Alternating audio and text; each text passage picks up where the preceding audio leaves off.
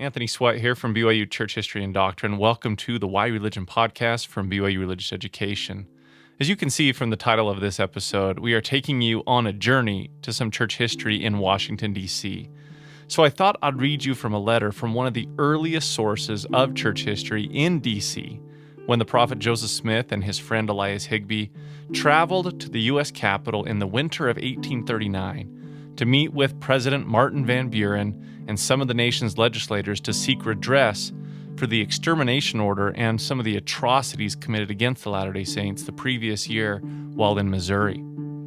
Elias Higbee reported on their experience in a letter dated December 5, 1839, sent to Hyrum Smith and the Nauvoo High Council, who had sanctioned and approved their mission.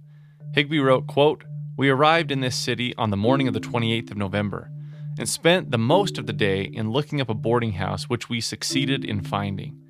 We found as cheap boarding as can be had in this city. On Friday morning, the 29th, we proceeded to the house of the president. We found a very large and splendid palace, surrounded with a splendid enclosure, decorated with all the fineries and elegancies of this world. We went to the door and requested to see the president, when we were immediately introduced into an upper apartment where we met the president and were introduced into his parlor. We presented him with our letters of introductions. As soon as he had read one of them, he looked upon us with kind of a half frown and said, 'What can I do? I can do nothing for you. If I do anything, I shall come in contact with the whole state of Missouri.'" Higbee continues, quote, "But we were not to be intimidated and demanded a hearing and constitutional rights. Before we left him, he promised to reconsider what he had said and observed that he felt to sympathize with us on account of our sufferings." Higbee then went on to discuss Van Buren's appearance, calling him, quote, "a small man, not well proportioned, and to use his own words, is quite fat," end of quote. Higbee then concluded, "In fine, to come directly to the point, he," meaning Van Buren, "is so much a fop or a fool, for he judged our case before he knew it. We could find no place to put truth into him. We do not intend he shall have our votes," end of quote. Thus was some of the saints' early history in Washington, D.C., and since then, the Church of Jesus Christ of Latter-day Saints and its people have continued to have important history and influence in the capital of the United States. Professor Ken Alford from BYU's Department of Church History and Doctrine oversaw a travel study of BYU religion professors researching topics related to the Latter-day Saints in Washington, D.C., and he co-edited the volume of those published papers. And so we had a chance in 2019 to travel as a Department of Church History and Doctrine faculty out to Washington, D.C., and to see some of the many things that have happened there, because there's a tremendous intersection, as we learned putting this book together, between the Church of Jesus Christ of Latter-day Saints and the nation's capital in Washington, D.C., and that it's a rich overlap of the church's interests and the nation's interests, and so we were able to document and share some of those things in this book. In this episode, Professor Alford takes us on a journey of Latter-day Saints in Washington, D.C. to share some of those subjects, including his own research on Latter-day Saints in Washington's Arlington National Cemetery. We have also timed this episode's release just before the church gets ready for their April to August 2022 open house of the newly remodeled landmark Washington, D.C. Temple, as Latter-day Saint history continues to be made in that city, even as this episode airs. We hope this episode aids in that anticipation. This is Why Religion.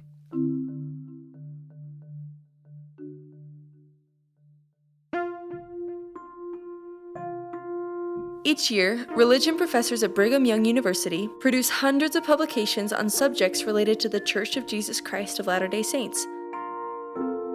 This podcast brings this research into one place to enlighten the everyday seeker of truth. Seek learning, even by study and also by faith.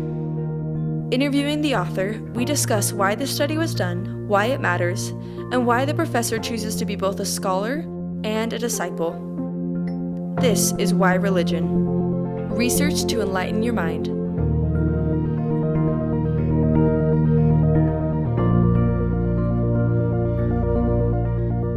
Recently, Professor Casey Griffiths interviewed his church history and doctrine colleague, Professor Ken Alford, to discuss his research publication on Latter-day Saints in Washington, D.C., published by the Religious Studies Center.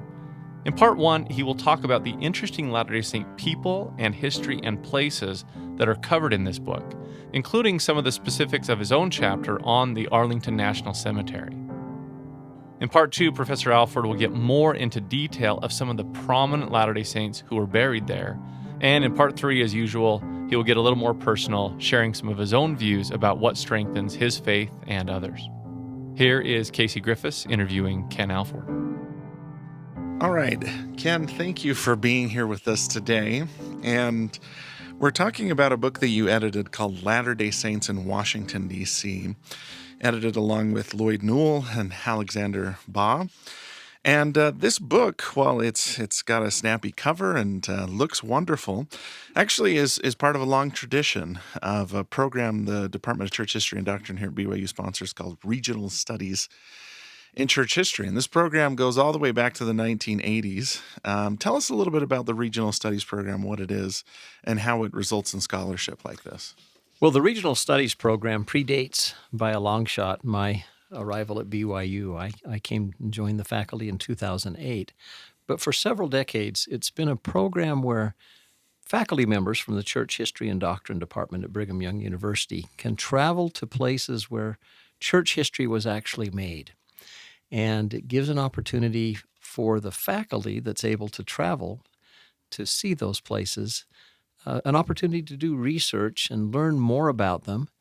I'm just a big believer that there's a power in place, that when you're standing in, Carthage jail, or you're standing in Nauvoo, or you're at Kirtland in the temple, or you're at Palmyra, wherever you might be that's had an important role in church history, that there's just a benefit of being able to see things a little closer to the way the original participants saw them. And so we had a chance in 2019 to travel as a Department of Church History and Doctrine faculty out to Washington, D.C., and to see some of the many things that have happened there, because there's a tremendous intersection, as we learned putting this book together, between the Church of Jesus Christ of Latter-day Saints and the nation's capital in Washington, D.C., and that it's a rich overlap of the church's interests and the nation's interests, and so we were able to document and share some of those things in this book. Now, I went on this trip, and I loved it. I've been to Washington, D.C. before, but I did things that I hadn't done, like tour the original Latter-day Saint Chapel in Washington, D.C., which is now owned by a different church. Or Philadelphia was a leg of the trip as well. Toured the Masonic Temple in Philadelphia, visited the battlefield at Gettysburg. It was just an amazing, amazing experience. And like you said, this feeling of place. I guess another benefit of the Regional Studies program is if you go back and look at the earlier volumes, they cover the places you'd expect, like New York and Ohio and Missouri, but they also go to some unexpected places like the Pacific or the British Isles. And in some ways, it's a good way to generate new scholarship on places that maybe people wouldn't expect there to be a Latter-day Saint connection to. Washington, D.C., surprisingly, has deep roots in the Restoration. Tell us a little bit about that.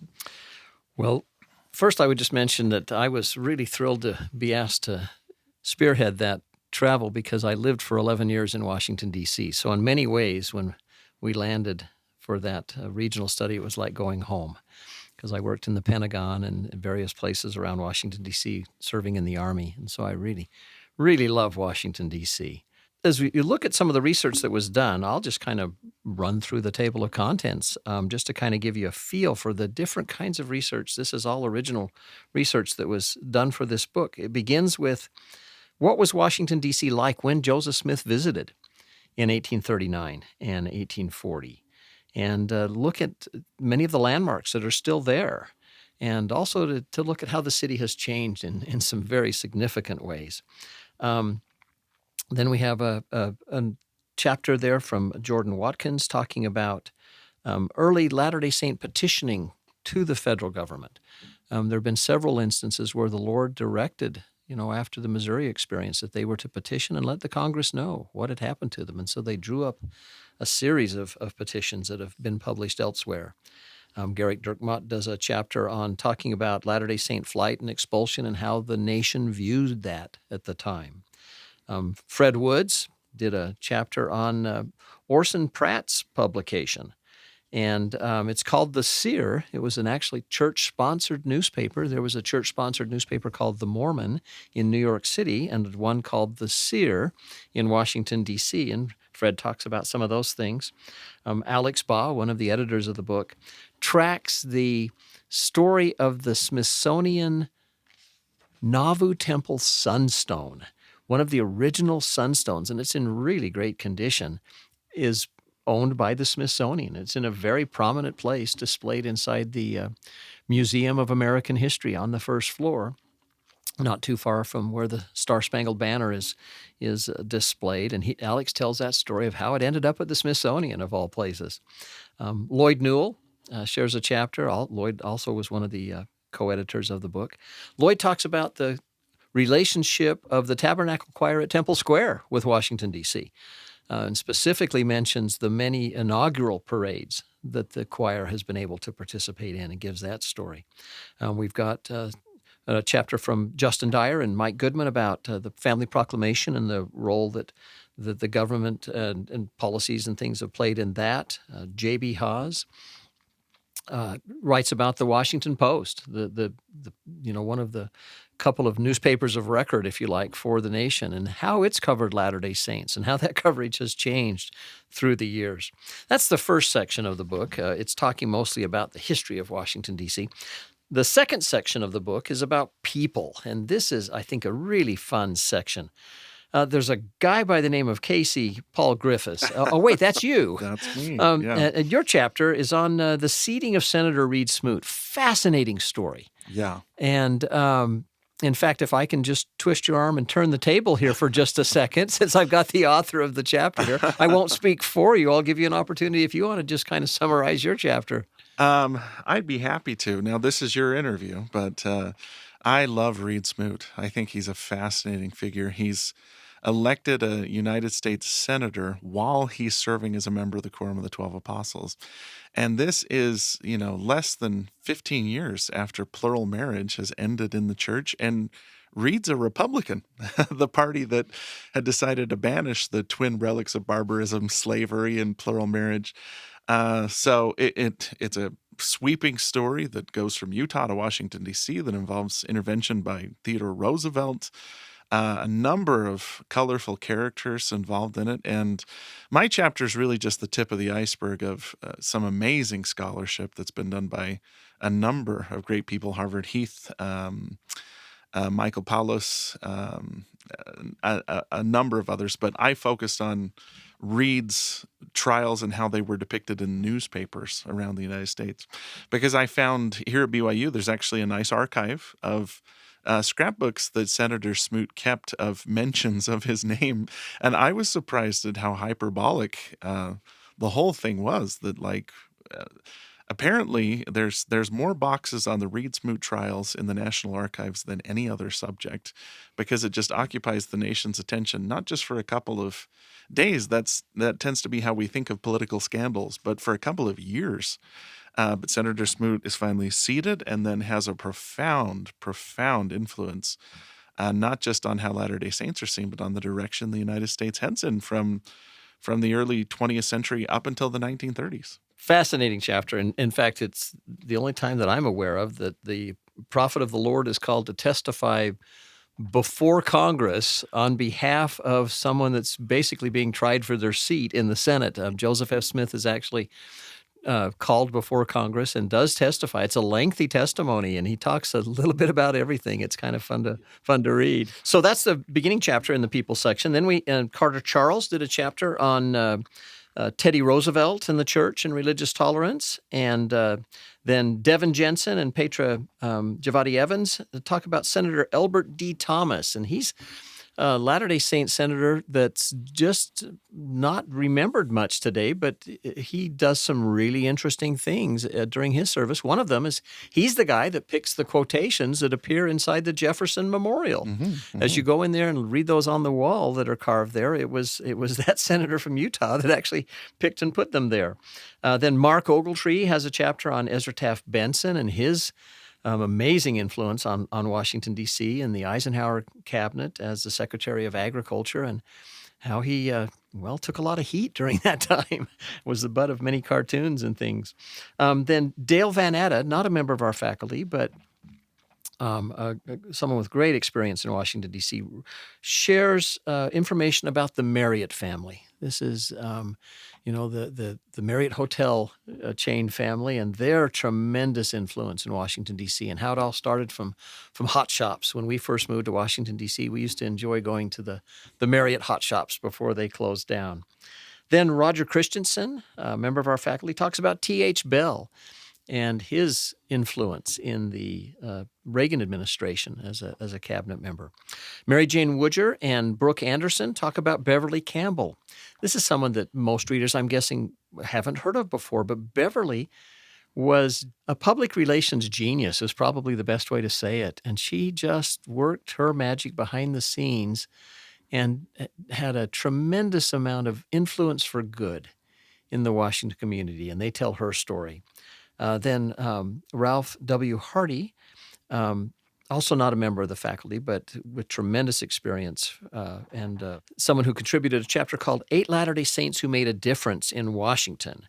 And added on to that chapter, we've got a little piece that was done that talks about members of the 12 apostles that actually worked and lived in Washington, D.C., and it's a really fun list. I mean, starts with Reed Smoot, who you just mentioned, but J. Reuben Clark Jr.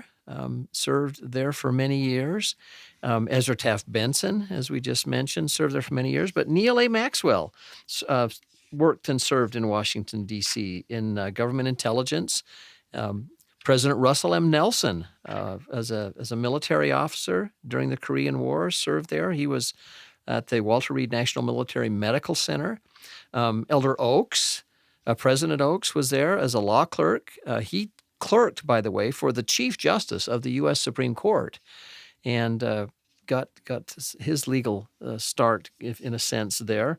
Elder Richard G. Scott served in Washington, D.C., working on various programs for the Navy. Elder D. Todd Christofferson worked there. He was a law clerk to a guy by the name of Judge John J. Sirica, and people of a certain age will recognize that Judge Sirica was a prominent player in the court case involving Watergate and the Nixon administration, and Elder Christofferson was just right there contributing his legal services there. And also Elder Garrett W. Gong served in Washington, D.C. So it's a really, out of the former and currently serving general authorities, it's really a pretty good number that have actually lived and contributed their talents in the Washington, D.C. area. So that concludes the second section of the book, People. And then the third section is about places in Washington, D.C. And oh my goodness, Washington just has the most interesting set of places to visit. And the thing that's great about Washington is most of them are free. And so that begins with Tony Sweat talks about the National Portrait Gallery, because when you go in the National Portrait Gallery, there's a portrait of Joseph Smith there. And Tony dug into the history of that portrait, how it ended up there, and where the portrait came from and why it's there. A fun story. Alonzo Gaskill and Seth Soha have an article in the book about the Washington Chapel that you mentioned. One of the very few, if not the only, chapels that had at one time an angel Moroni on the top, and made out of Utah sandstone, if I recall correctly. And so it's been purchased by another church today, as we have other chapels in the area. But it's really kind of fun because there's carvings in the wall from the Doctrine and Covenants. There are stained glass windows there showing Book of Mormon scenes, and it's a very Latter-day Saint chapel. And it was President Ezra Taft Benson, then as a member of the Quorum of the 12, was very instrumental in getting that building built. While we were in Washington, D.C., a group of us actually went to the chapel, and the church that owns it was gracious enough to let us in. Kind of neat to think that another Christian church is worshiping in a building that literally has the glory of God as intelligence on the wall, chiseled into the outer wall of their building. We also have a chapter from McLean Heward about the Washington, D.C. Temple. And what a beautiful, beautiful building that is. And it's at such a commanding spot as you round the Beltway from either side, whether you're coming from the Maryland side or coming up from the Virginia side. When you round the Beltway into Kensington, it's it just hovers above you. The trees make it appear almost as if it's hovering above you, and it's just such a great sight to see, and such a wonderful, wonderful temple. Then I've got a chapter that I'll talk about more in a few minutes about Latter-day Saints at Arlington National Cemetery. Our current dean, Scott Esplin, has a chapter in there about the National Park Service in Nauvoo and how that all worked together. And then the book ends with I guess a photo essay would be the best way to describe it. But Richard Crookston and Devin Jensen did a photo essay for us that just has many of the wonderful places in the Washington, D.C. area with a little bit about their historical significance and the role that they have played. So it's a really, really fun book that I think we've been able to put together. Now let's tighten the focus a little bit and talk about your chapter, which is on Arlington Cemetery, which is, I'd say it's a fairly well-known place to visit in Washington, and yet most of our listeners probably haven't had the chance. Tell us a little bit about Arlington and its significance and its history. There's a sign as you enter Arlington Cemetery. It identifies it as our nation's most sacred shrine. And I would just agree with that. There's just a unique feeling when you're on the grounds of Arlington. All the sacrifice that's represented there by all the patriots that are buried there and the others that have given such tremendous service to this nation. Arlington is a unique place. As you come in, there's a sign on the side of the road that reminds visitors to conduct themselves with dignity and respect. I mean, the place, it commands that. It's in a beautiful location. It's possibly the prettiest area in the Washington area. It's a large hill. Arlington's just across the Potomac River from Washington, D.C., and it consists of a very high hill, and on the top of that hill is Arlington House. And I'll talk a little bit more about that in a few minutes. But that's where a guy named Robert E. Lee lived at the beginning of the Civil War. And Arlington Cemetery, it's known for all of the uniform grave markers, and there's an entire team that does nothing but keep them straight and keep them in line. Because ground creep causes them to drift over the years, and they go through and regularly straighten them. It's very military in appearance, I guess I would say. And having served 30 years in the Army of the United States, it's just a sacred place. Yeah. I've got several friends that are buried there who gave their lives, and it's hallowed ground. Also there, though, in addition to all the graves, there are numerous historical markers. For example, the flagpole of the USS Maine. From the Spanish-American War. From the Spanish-American Yes. War. The flagpole of the Maine, the cry was "Remember the Maine" in the Spanish-American War. That flagpole is at Arlington Cemetery, and they still fly a flag on it. There's monuments to the Challenger that exploded as they were heading into space in the Reagan administration. There are monuments even to the Confederacy there. Mm-hmm. It's just a really, really, really unique place. And you list off in your chapters some of the people that are buried there. John F. Kennedy's well known, but also General Pershing from World War I, Jimmy Doolittle of the famous Doolittle raid on Tokyo. A couple others, Oliver Wendell Holmes, Thurgood Marshall, John Wesley Powell, who has a connection to the West for us. Great explorer of the Colorado River. And he had one arm, by the way. He did all that exploring with one arm. Wow. Yeah, even more amazing. And then as I'm a huge fan of the Apollo space program. Two of the victims of the Apollo 1 disaster, Roger Chaffee and Virgil Gus Grissom. Are there too. And you're absolutely right. I think we went to Arlington on a Sunday. We did, and I did that on purpose. and it feels like a place you need to be in on a Sunday, right? Where it has this kind of reverent atmosphere to it in a place that, like you said, has been sanctified above our poor ability to add or detract from, that it's going to always be a special place. The military has the opportunity to be buried there, but Congress can also authorize others to be buried there. There are many Supreme Court justices who never served in the military. Um, and as well as just other famous folks. I mean, like Walter Reed, who lent his name to the hospital, George Westinghouse, the great inventor, Joe Louis, the world heavyweight champion, Abner Doubleday. He not only is given the credit for inventing baseball, but he served as a general in the Union Army in the Civil War, and he's buried at Arlington. There's 400,000 people buried at Arlington Cemetery. Wow. And it's divided into a series of what they call sections. And they have section markers or that they show throughout the cemetery. And these section markers, most Latter-day Saints are in section 60. And we'll talk about why that's the case in a few minutes. But the story of Arlington Cemetery, it's just unique. There's a bit of irony here, right? Because you mentioned it's owned by Robert E. Lee. He marries into it. He marries a Custis, Mm-hmm. because George Washington's wife was Martha Custis. Mm-hmm. And so he marries into that family. In fact, Robert E. Lee owns George Washington's plates and silverware, Wow. and actually travels with it during the Civil War. When he wanted to set up a formal dinner, they would actually eat on George and Martha's plates out in the field somewhere. But that's an aside. But this home called Arlington House sits just on this beautiful hill that just overlooks the nation's capital, and it's closest to the Lincoln Memorial. The Lincoln Memorial. There's the memorial bridge there that goes right into Arlington Cemetery, and so it's very close there.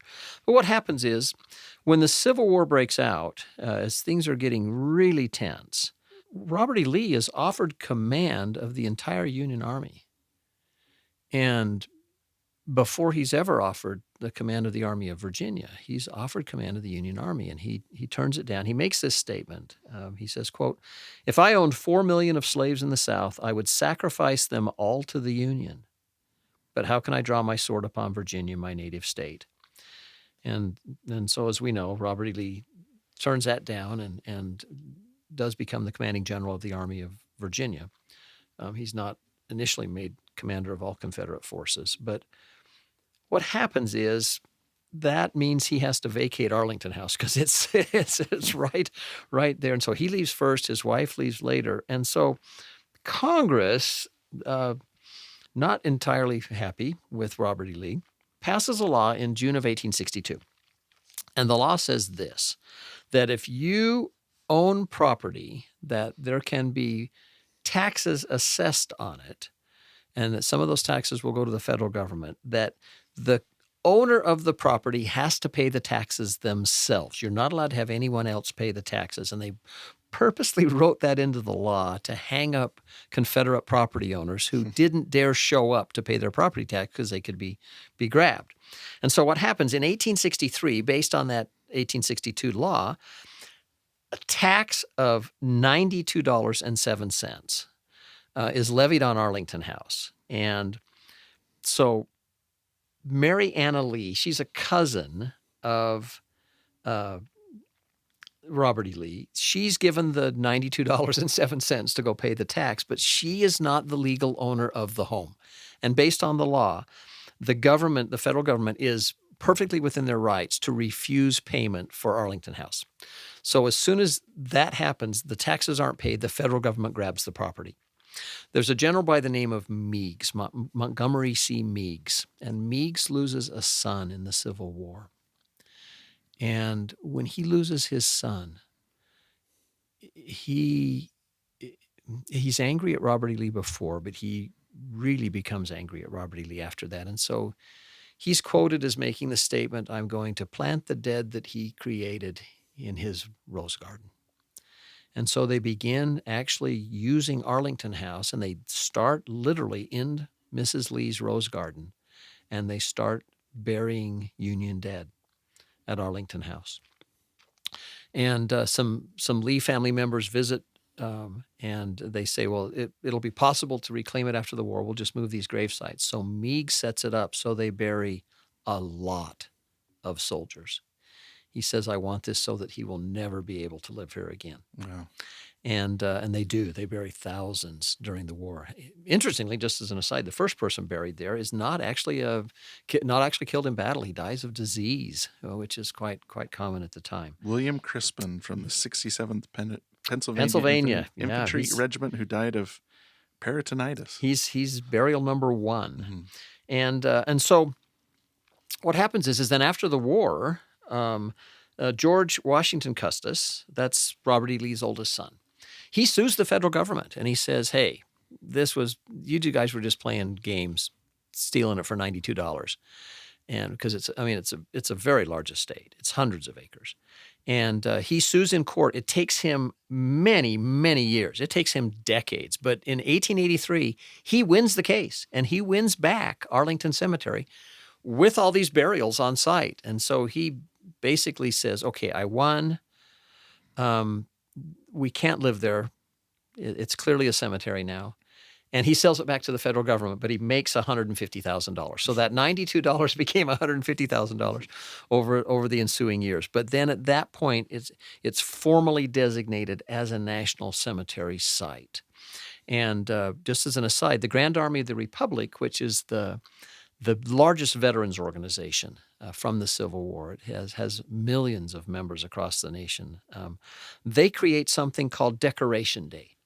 We know it today as Memorial Day, and the very first time it's celebrated is at Arlington Cemetery. And that's carried on to this day.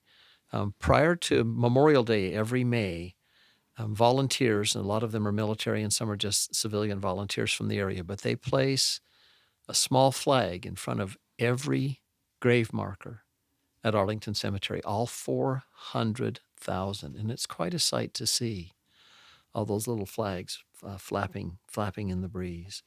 And so Arlington Cemetery Day, it's about half of what Robert E. Lee and his wife owned. It's about 624 acres today. And so what happened is following World War I is there weren't really, compared to 400,000 burials, there were only 60,000 burials or so, I think, in the first several decades. Mm-hmm. Most of the burials have come since World War II.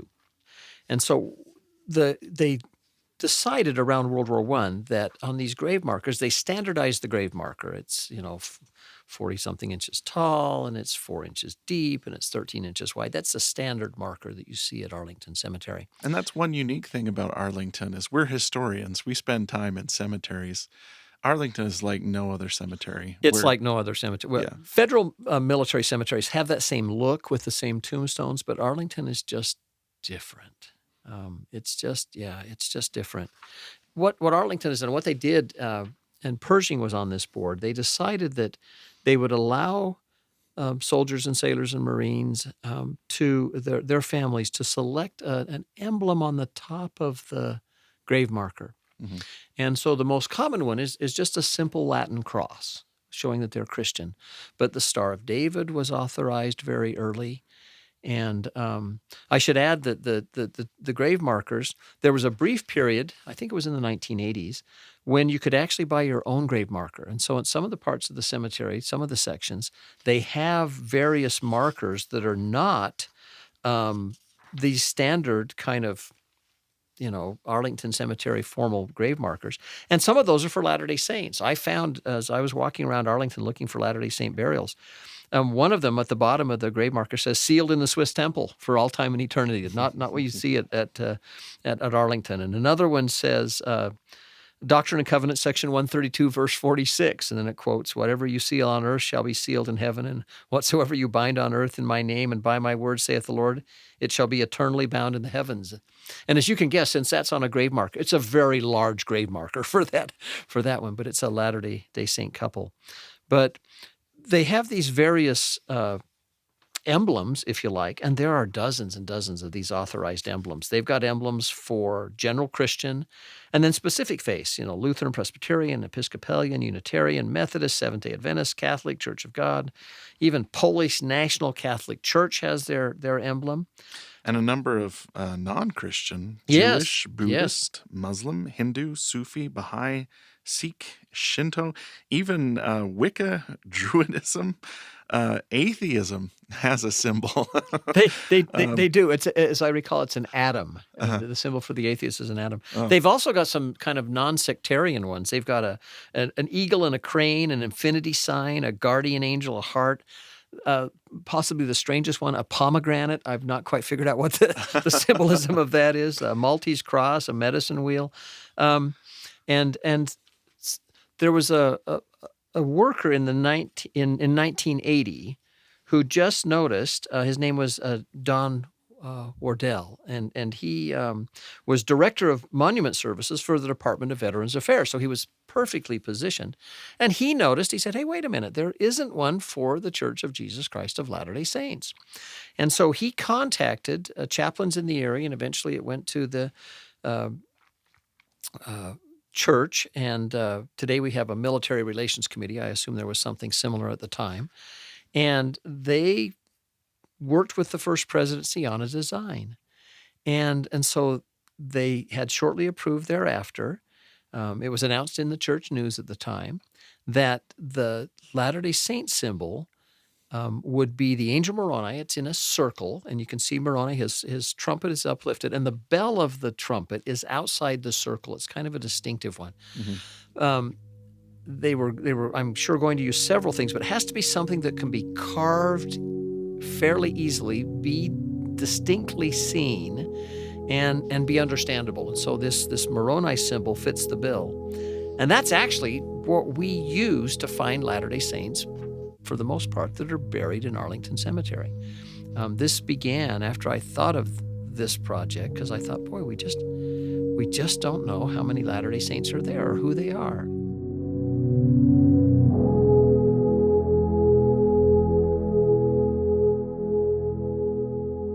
I want to call your attention to the Spring 2022 Church History Symposium on Latter-day Saints and Religious Liberty, Historical and Global Perspectives, sponsored by BYU Religious Education and the Church History Department.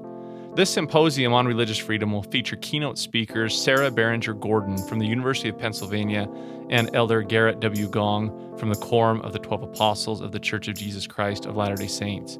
Sarah Berenger-Gordon is a professor of constitutional law and history for the University of Pennsylvania and will give the opening keynote address. And Elder Garrett W. Gong, apostle for the church, will present the closing keynote address. The symposium will be held on BYU's campus on Thursday, March 10th, and then will conclude on Friday, March 11th at the Church Office Building Auditorium and the Church History Library in Salt Lake City. Various speakers will offer global and historical perspectives on Latter-day Saints and religious liberty, a topic often recently addressed by general authorities of the Church. Because of the doctrinal and historical importance of religious freedom, the Latter-day Saint experience can provide a unique perspective on this principle. The symposium is free, but online registration is required. Go to rsc.byu.edu and click on the Conferences tab if you desire to register. We've been listening to Professor Casey Griffiths interview Professor Ken Alford about his co-edited book and his own chapter in Latter-day Saints in Washington, D.C., published by the Religious Studies Center. In Part 2, Dr. Alford will pick up about his findings on Latter-day Saints buried in Arlington National Cemetery. Here's Professor Alford. You led an effort to identify all the Latter-day Saints that are in Arlington. Tell us a little bit about that. Well, it started with a trip. I was doing some research for a book project I'm working on that's still in process on the first Latter-day Saint chaplain, guy by the name of Elias S. Kimball. He served in the Spanish-American War, and his father was Heber C. Kimball. And I was doing some research in the National Archives, and I wanted to go to Arlington Cemetery. It's like I say, it's just a sacred place. And so I went out there, and while I was there, I saw one of these Latter-day Saint grave markers. And that's when the thought crossed my mind. We just don't know how many Latter-day Saints are buried here and who they are and what their story is. So I went back the next day, and I spent 8.5 hours walking tombstones at Arlington Cemetery. I did section 60 and 61 and 62 and 63 and as many of the sections as I could for 8 hours. And I figured out that if you walk at the right angle, you can line 4 tombstones up and see all of the grave emblems. And so I was looking for the angel Moroni. And everyone I found, I took a picture of. And so my phone is full of pictures of these. I found about 50 that day, actually. And then had another trip back to Washington, D.C. Student and I were presenting at a national conference. And so I took him to Arlington. And we roamed Arlington Cemetery for about 4.5 hours in the next set of sections. And we also went to what's called the columbarium. That's not a common word, but a columbarium is where the ashes of those that have been cremated are housed in a reverent manner, and they're kind of stacked, and there's walls, kind of like a vertical burial. And they also have the Latter-day Saint symbol on them. And I went through all the columbariums and found some additional Latter-day Saints. Realized, though, that with 400,000 graves there, I was going to have to walk Arlington Cemetery for a lot of days. So I contacted their historian and thought, boy, there's got to be a database of religions with burials. And no, there's not. They have a database of where they're buried and what wars they served in and what's on their tombstone, everything except the emblem. They don't record the emblem for whatever reason. And so I came back to BYU, and we have a faculty support office here, and there's many good students working there. And we found that all of the burials from Arlington Cemetery are online. You can look at the grave markers. Mm-hmm. But that meant we had to check 400,000 individual grave markers. Wow. And we spent 8 months and checked 400,000 individual grave markers and confirmed the ones I had found, and then found some additional ones. And the bottom line is, out of 400,000 burials, we found 262 Latter-day Saints. Just very briefly, 70 from the Army, 16 from the Marine Corps, 45 from the Navy, 40 from the Air Force, 1 Coast Guard, and 90 family members. What a lot of people don't realize is that the law it's about to change if it hasn't already changed. But the law was that if a military member was buried there, their spouse could be buried there, and any children that died, I believe the law said, if they passed away while they were on active duty. And so there are 90 family members there. Most of them are spouses. And we also found a couple of others. We had some people come forward and tell us about people because any Latter-day Saint buried before 1980 doesn't have a chance of having that Moroni symbol on their grave marker because it didn't exist. Mm-hmm. But we did track down some additional ones that don't have the Moroni grave marker, and we're able to add them to the list as well. And so I wanted to get a representative story, of just the great folks that are buried there. And so I would just mention that out of these Latter-day Saints that are buried there, 181 of them have wartime service, because wartime service is marked on the grave marker for Latter-day Saints. And most of them are World War II, then next Vietnam, then Korea. But we've even got some from the Gulf War, Afghanistan, and Iraq. And so just very briefly, I found information about Private First Class Lloyd P. Shipley from Cache County, Utah. And just to tell you a quick story about Lloyd, I met with his son, and he shared lots of his personal papers and things. But he had lost 2 fingers to a lawnmower accident when he was growing up. And so initially, after Pearl Harbor, they refused him service. But as the war went on, the military got less picky. And even missing 2 fingers didn't disqualify you from being an infantryman. And so he was drafted. And his service began in February of 1942. He served for 3 years. He went into France a couple weeks after D-Day. And he earned the Purple Heart and the Combat Infantry Badge, but he was actually raked with German machine gun fire and put in the hospital for many weeks. And he said in his autobiography, he said, it only took us half a day in France to not like the war. He said, let me read what he wrote, actually, because I love this quote. It took about a half a day in France to cool our ardor for the war. It was just like maneuvers, but the enemy was shooting back with real bullets, and some of us were being killed. It was a trying experience, but I wouldn't trade it for anything. It gives you the best opportunity to see men at their worst and to see the best come out in them under the worst circumstances. So he passed away in 1999, but there has been, and again, it's probably about to be closed, but there has been an opportunity for individuals to be reburied at Arlington if they qualify with their military service. And so on this, the 100th anniversary of his birth in December of 2018, he and his wife were reinterred at Arlington Cemetery. And their entire family was able to be there for that ceremony. So what's happening with Arlington today is it's about 80% filled up, and so Congress is having to change the rules, and it's going to be much, much more difficult to be buried there. I'll just kind of close, I guess, with in the 19th century, there was a poet. He was a veteran of the Mexican War. His name was Theodore O'Hara. He was from Kentucky. And he wrote a poem called Bivouac of the Dead, and it was a very popular poem at the time. I've actually got postcards from 1910, 1911 that actually have part of this on it. And there's a large gate in the middle of Arlington Cemetery, and it's called the McClellan Gate. It's named after General McClellan, who commanded Union forces in the Civil War. And it quotes on there probably the most famous 4 lines from that poem by O'Hara, Bivouac of the Dead. And here's what it says. On fame's eternal camping ground, their silent tents are spread, and glory guards with solemn round the bivouac of the dead. And some folks refer to Arlington Cemetery as the bivouac of the dead.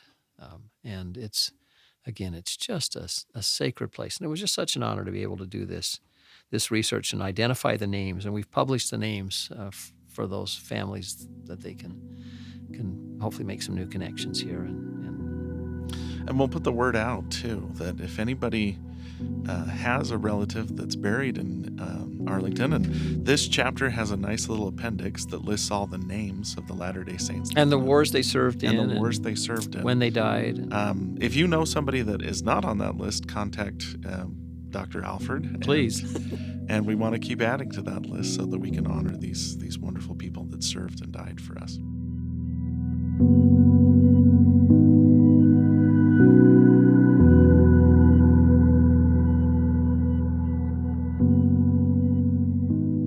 If you're interested in which Latter-day Saints are buried in Arlington National Cemetery and in Professor Alford's insightful chapter, we've included a link to download his full chapter for free on our website, whyreligion.byu.edu.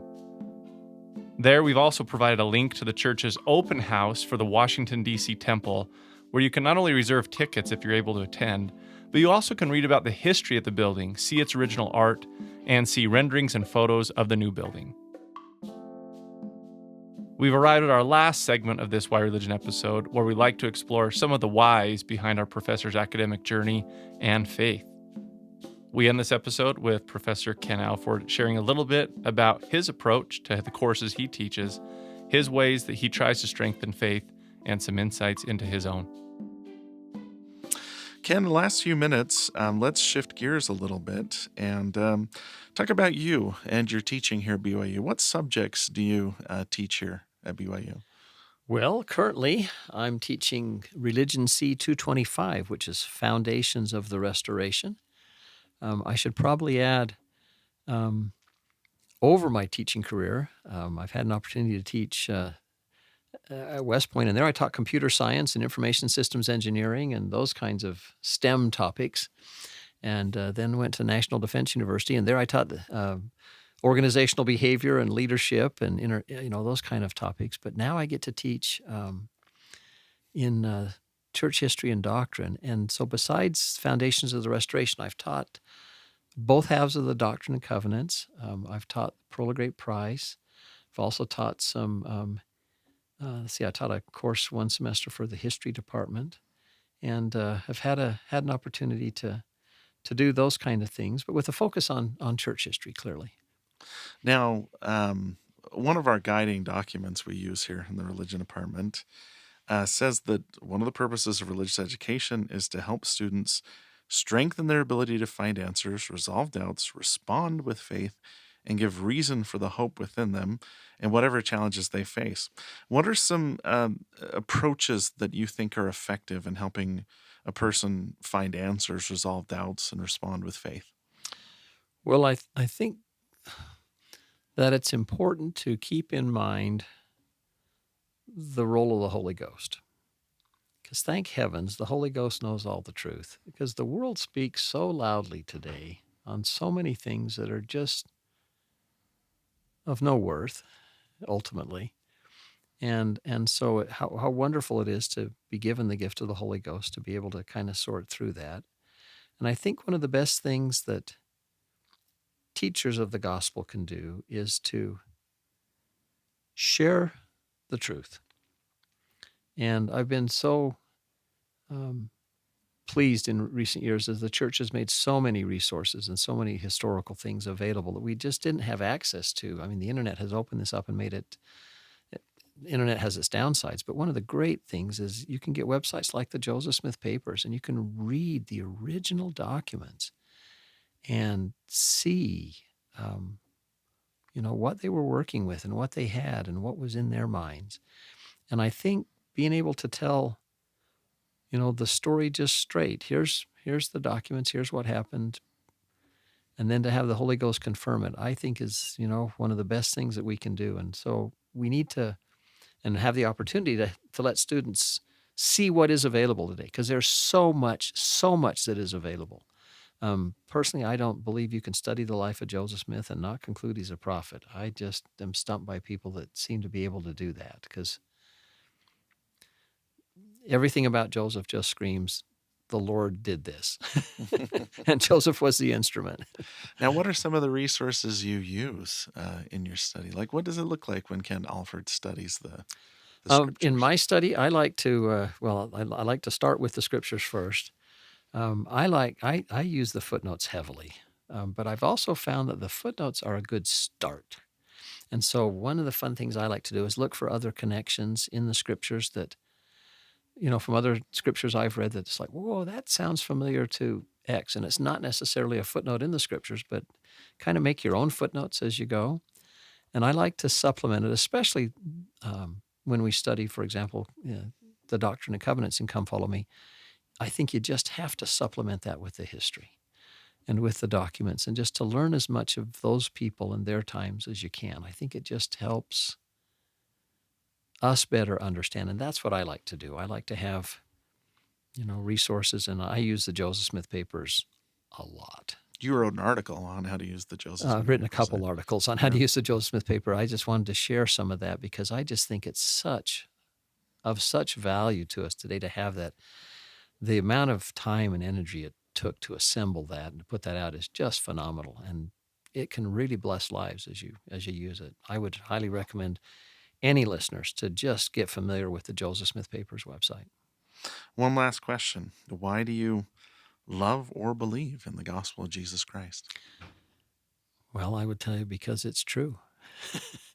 There have just been too many experiences in my life, too many times when the Spirit's just said, this is true. There's just too much confirming evidence, too many tender mercies.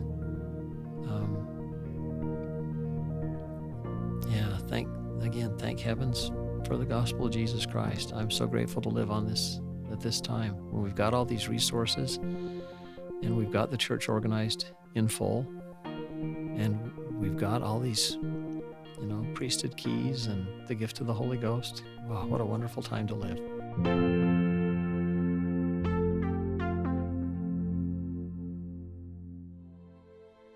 Thank you for listening to Why Religion. This podcast is a production of Religious Education at Brigham Young University in Provo, Utah. My name is Anthony Sweat, the host and producer. The Why Religion podcast team also includes, from BYU Religious Education, Professors Brad Wilcox, Casey Griffiths, Ryan Sharp, and Hank Smith.